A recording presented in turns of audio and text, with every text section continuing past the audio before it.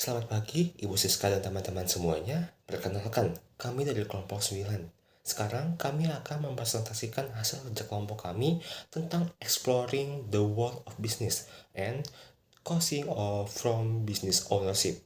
Perkenalkan, nama saya Quentin. Perkenalkan, nama saya Felicita Sinta. Saya Jason Hartanto. Nama saya Laurencia Joselyn Suryadi.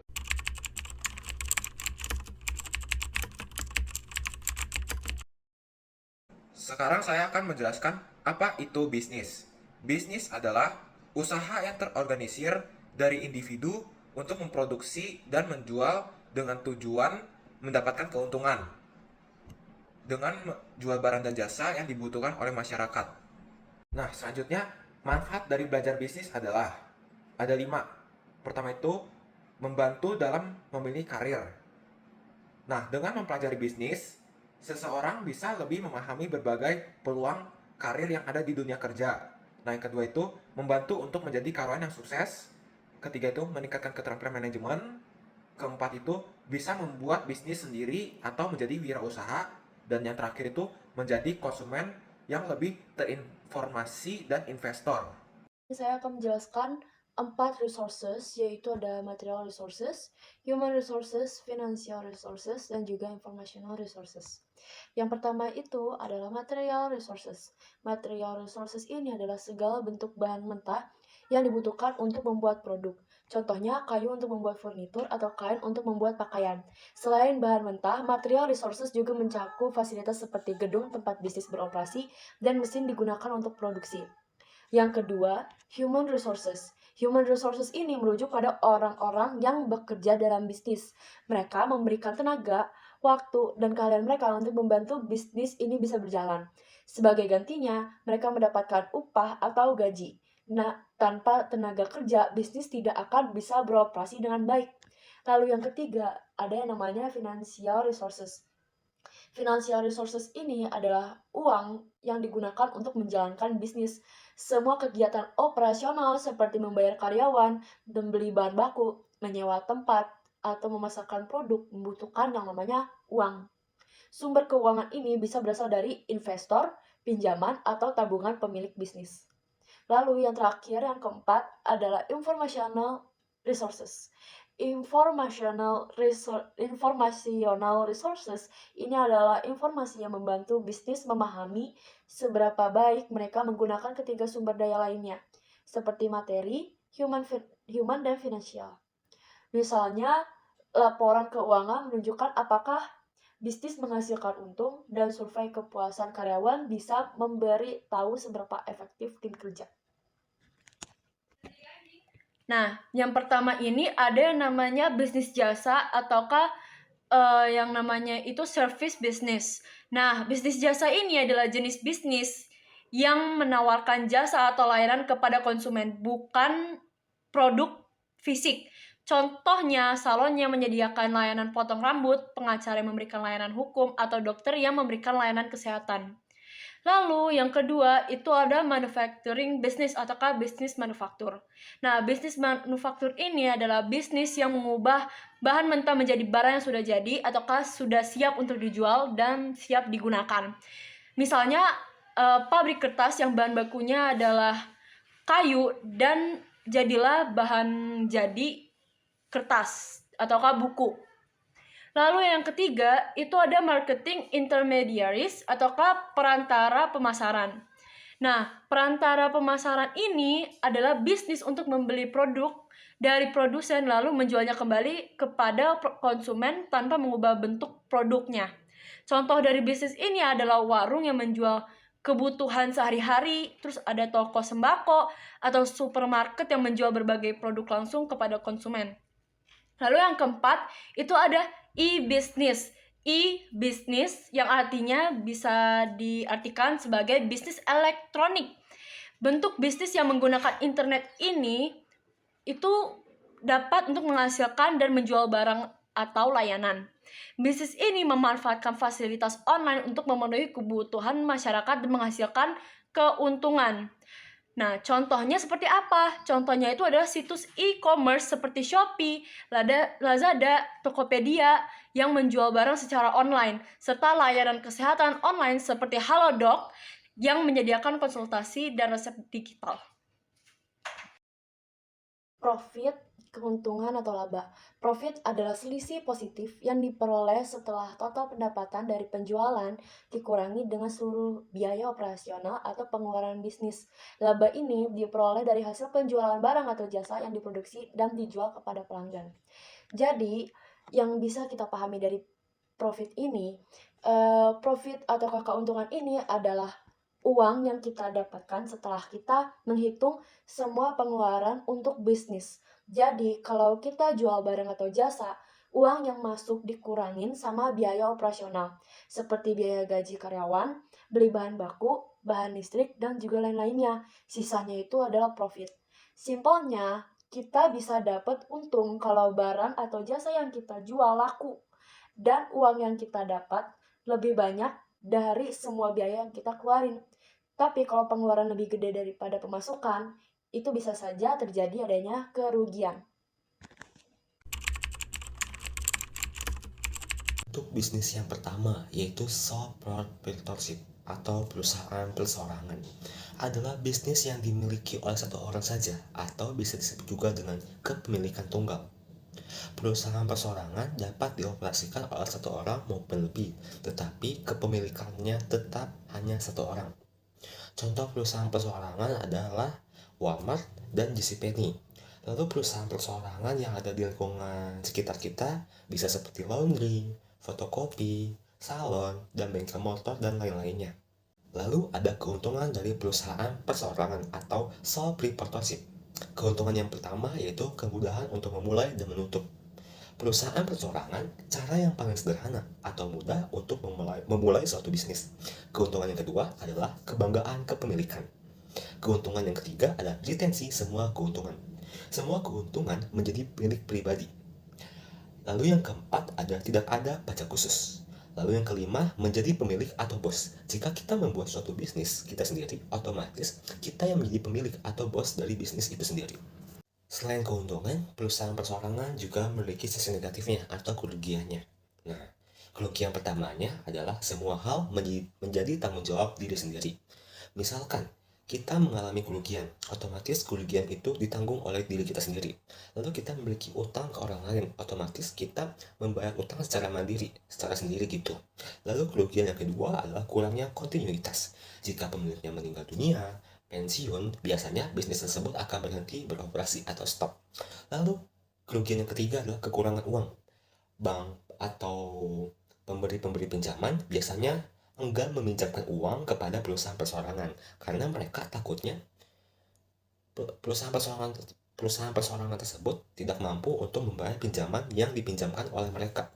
Lalu kerugian selanjutnya adalah keterampilan manajemen yang terbatas. Pemilik harus memiliki keahlian di berbagai bidang seperti penjualan, pembelian, dan akuntansi. Dan kita sebagai manusia tentunya memiliki kekurangan-kekurangan sehingga kita tidak bisa mengcover semua hal-hal yang diperlukan untuk bisnis gitu. Lalu kerugian selanjutnya adalah kesulitan dalam merekrut karyawan. Karena biasanya orang-orang kan ingin mendaftarkan diri ke perusahaan-perusahaan yang sudah jelas gitu. Kalau perusahaan perseorangan kan masih banyak yang tidak jelas gitu. Jadi kayak misalnya kemampuan perusahaan tersebut dalam membayar gaji karyawan kan patut diperhitungkan.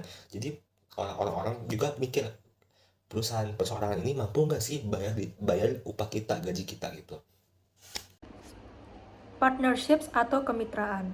Partnerships atau kemitraan adalah perusahaan yang dimiliki oleh dua orang atau lebih sehingga pemilik perusahaan berjumlah lebih dari satu. Nah, contoh partnership yaitu seperti ada orang yang ingin membuka usaha untuk berjualan air galon. Lalu ia bekerja sama dengan Aqua untuk menjadi suppliernya. Lalu contoh yang lain yaitu seperti ada dua orang teman yang bekerja sama untuk membuka usaha laundry. Selanjutnya yaitu jenis-jenis mitra. Jenis-jenis mitra dibagi menjadi dua. Yang pertama yaitu general partner. General partner dalam mitra adalah seseorang yang memikul tanggung jawab penuh untuk menjalankan bisnis dan mengelola bisnis. Yang kedua yaitu limited partner. Limited partner dalam mitra adalah seseorang yang menanamkan uangnya dalam suatu bisnis tetapi tidak memiliki tanggung jawab manajemen atau kewajiban atas kerugian di luar jumlah yang diinvestasikan dalam kemitraan.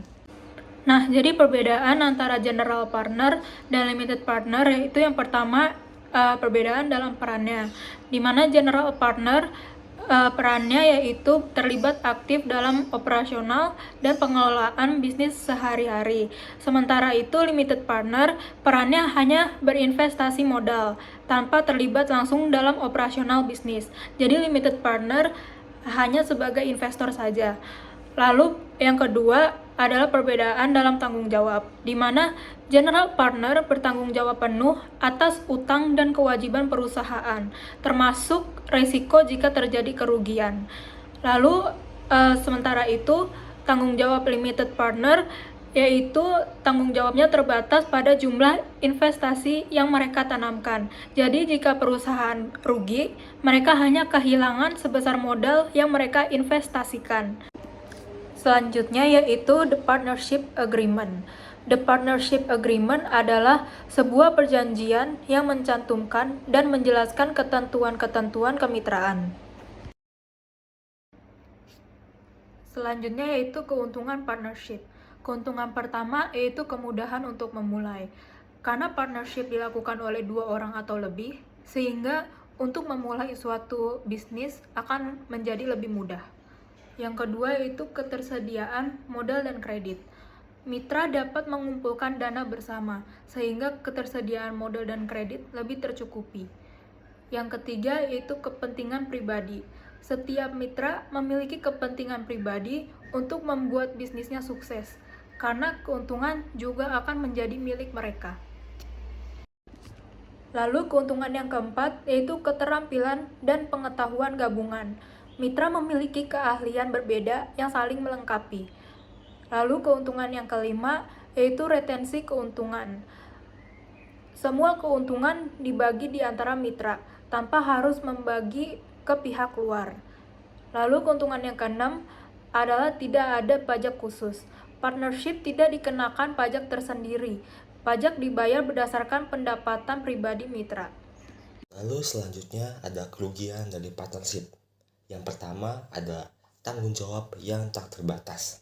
Setiap mitra umum bertanggung jawab atas utang, pajak, dan tindakan mitra lain. Misalkan, dalam suatu bisnis terdapat 4 mitra. Nah, misalkan mitra ketiga melakukan kesalahan. Kesalahan itu harus menjadi tanggung jawab dari keempat mitra ini, walaupun yang melakukan kesalahan hanya mitra ketiga. Tetap saja semua mitra harus bertanggung jawab. Lalu yang kedua ada perselisihan manajemen.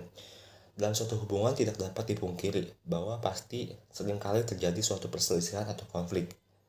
Lalu yang ketiga adalah kurangnya kontinuitas, yang artinya kemitraan akan berakhir jika salah satu mitra umum meninggal, mengundurkan diri, atau penyebab lainnya. Lalu yang terakhir ada investasi beku. Apa sih yang dimaksud dengan investasi beku?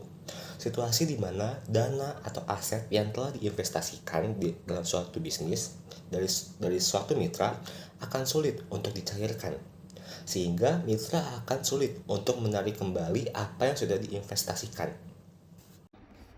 Selanjutnya yaitu pengertian corporation atau perseroan terbatas atau PT.